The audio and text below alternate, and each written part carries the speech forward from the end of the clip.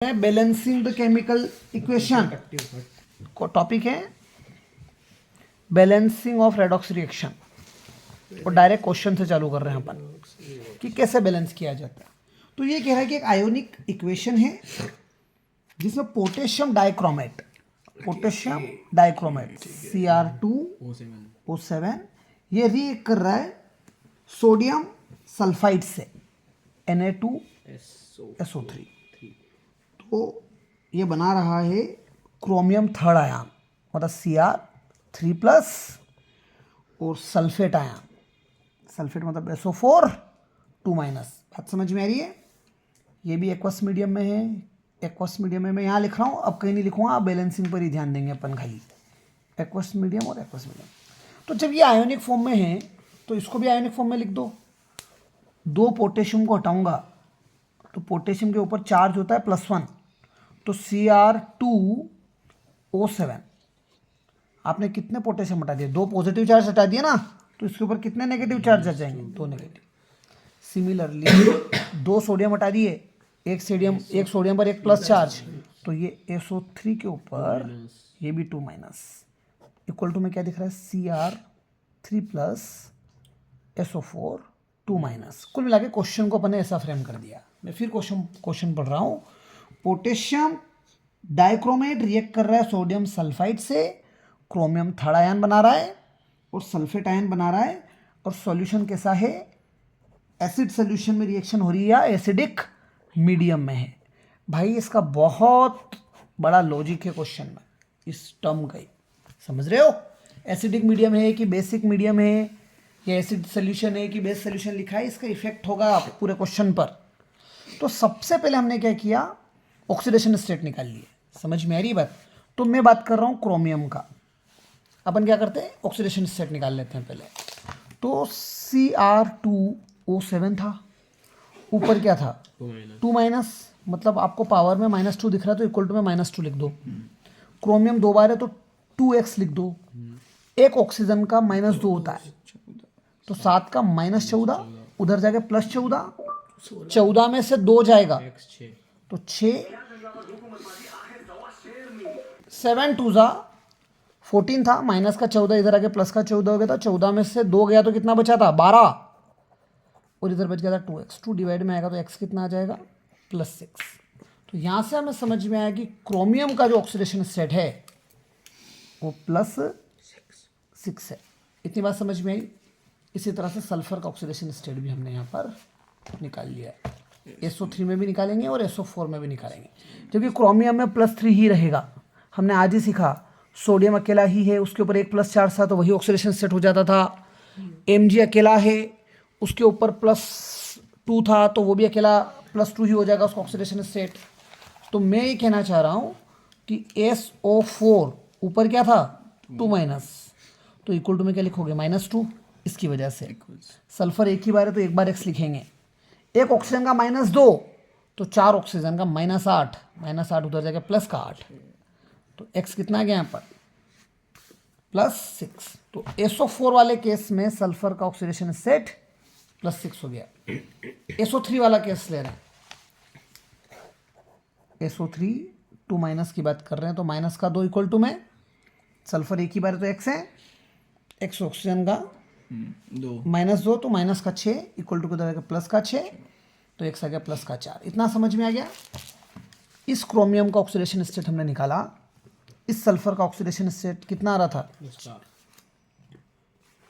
+4, वो भी हमने निकाला।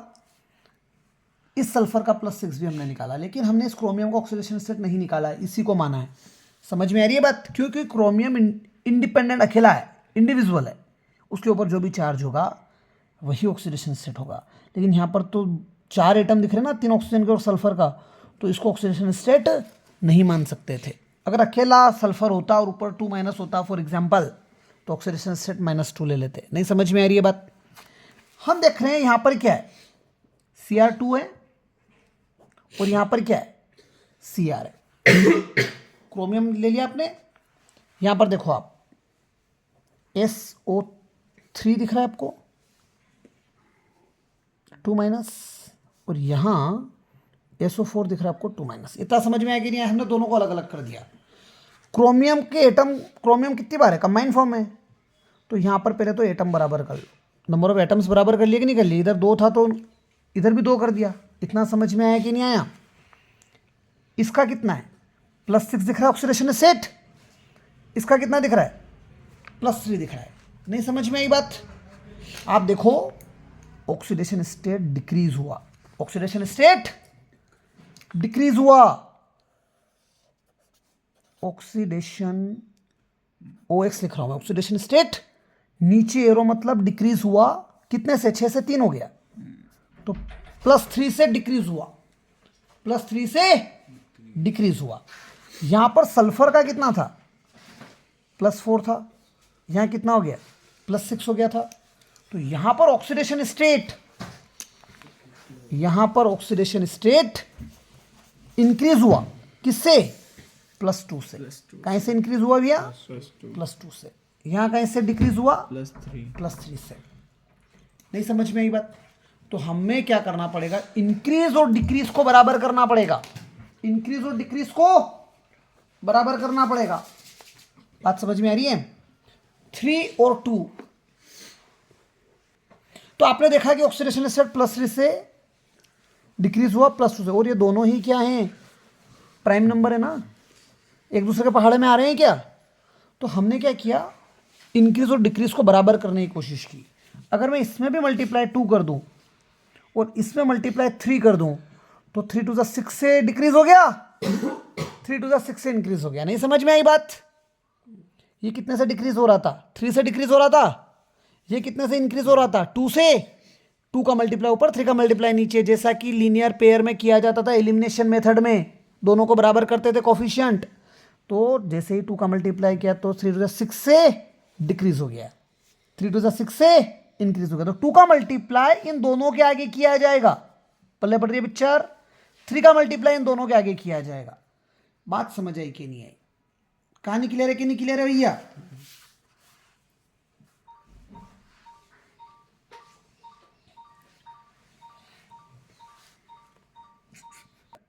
देखो दिमाग किससे लगाना है। यहां पर दोनों जगह 3 जोड़ा, ताकि ये कितना हो जाए? 3 4 12, मतलब सॉरी, इसका ऑक्सीडेशन सेट कितना था? +4 था और ये 6 था। तो 3 से मल्टीप्लाई किया, यहां पर भी 3 से मल्टीप्लाई किया, सल्फर ऑटोमेटिकली 1 1 ही थे। समझ में आ रही कि नहीं आ रही बात? तो सल्फर की बैलेंसिंग में इशू नहीं आ रहा है, परंतु ये जो 2 आप लगा रहे हो, इन 2 में से आप देखोगे एक 2 अपन पहले ही जोड़ चुके थे। क्यों जोड़ चुके थे ये वाला 2? क्रोमियम इधर 2 बार था। समझ में आ रही कि नहीं आ रही बात? तो जैसे ही क्रोमियम में ये ब्लू वाला 2 लगाया आपने, इन रेड वाले 2 की जरूरत नहीं पड़ेगी। क्यों नहीं पड़ेगी? क्योंकि +6 एक का था, +6 एक क्रोमियम का है और +3 भी एक क्रोमियम का है, तो +3 से डिक्रीज हो रहा था। लेकिन जैसे ही ये 2 है यहाँ पर और आपने ये ब्लू कलर का 2 लगा दिया, तो आप 3 से डिक्रीज कर रहे थे ना, अब 6 से डिक्रीज हो गया। क्योंकि ये जो 2 लगा रहे हो, तो क्रोमियम के कितने एटम्स हो गए? 2। एक क्रोमियम के लिए वो 3 से डिक्रीज हो रहा था, तो 2 क्रोमियम के लिए वो 6 से डिक्रीज हो जाएगा कि नहीं हो जाएगा? तो इस केस में सिर्फ एक 2 लगाने से ही, एक 2 लगाने मात्र से ही बैलेंसिंग हो गई थी, बट यहाँ पर दोनों जगह 3 लगाना पड़ा। पल्ले पड़ी कि नहीं पड़ी पिक्चर? तो देखो अब होगा क्या। पूरी इक्वेशन ये दिख रही है आपको, Cr2O7 2- सा, SO3 2- है, Cr3+ है, SO4 2- है। हमने सल्फर के दोनों के आगे क्या कर दिया था? 3 लगा दिया था, लेकिन क्रोमियम में सिर्फ यहीं पर 2 लगा रहे हैं। यहाँ 2 लगाने की आवश्यकता नहीं है, क्योंकि ऑलरेडी क्रोमियम क्या है? 2 बार। और जो +6 लिख रहे थे अपन, वो एक क्रोमियम के लिए ही था, तो क्रोमियम यहाँ 2 लगाने से ऑटोमेटिकली बैलेंस हो जाता है। एक क्रोमियम का +6 और एक क्रोमियम का +3, तो 6 से 3 आने के लिए कितने डिजिट्स डिक्रीज किए? 3 डिक्रीज, और 2 बार कर दिया तो कितने डिक्रीज किए? 6 डिक्रीज। और यहाँ दोनों के 3 में मल्टीप्लाई किया तो 6 से इंक्रीज भी कर दिया। हिसाब बराबर हुआ कि नहीं हुआ?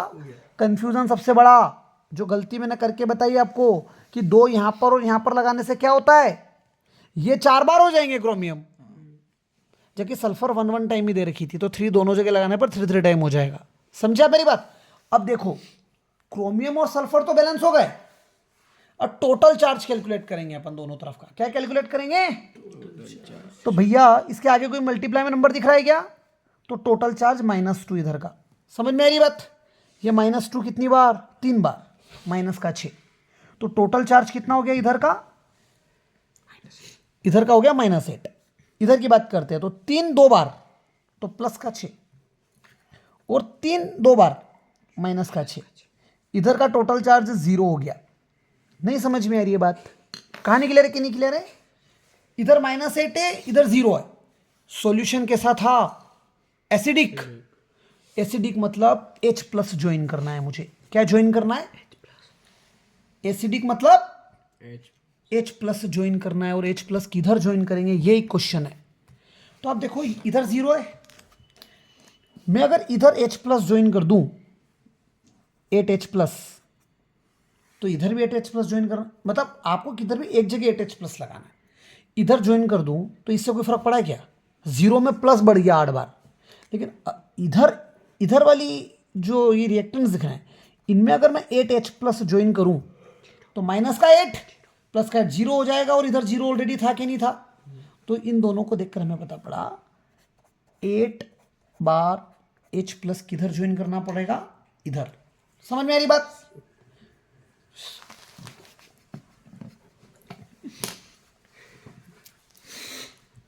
सुनना मेरी, जिधर H+ लगाया है उसके अपोजिट में वाटर मॉलिक्यूल जोड़ दो, H2O। क्या जोड़ोगे? H2O। और कितनी बार जोड़ोगे? ये 8 बार H+ था ना, 4 बार ही जोड़ना, उसका आधा। समझे? अब देखो 8H दिख रहा है, अरे 8 हाइड्रोजन दिख रही है, 4 2 8 हाइड्रोजन दिख रही है। ऑक्सीजन गिनो, 7 3 10, इधर 4 7 और 7 और 3 3 9, 7 और 9 16, इधर 4 3 12 और 4 हो 16 हो गई कि नहीं हो गई ऑक्सीजन? सब कुछ बैलेंस हो गया। कथा समझ में आई कि नहीं आई? एक और न्यूमेरिकल ले रहे हैं।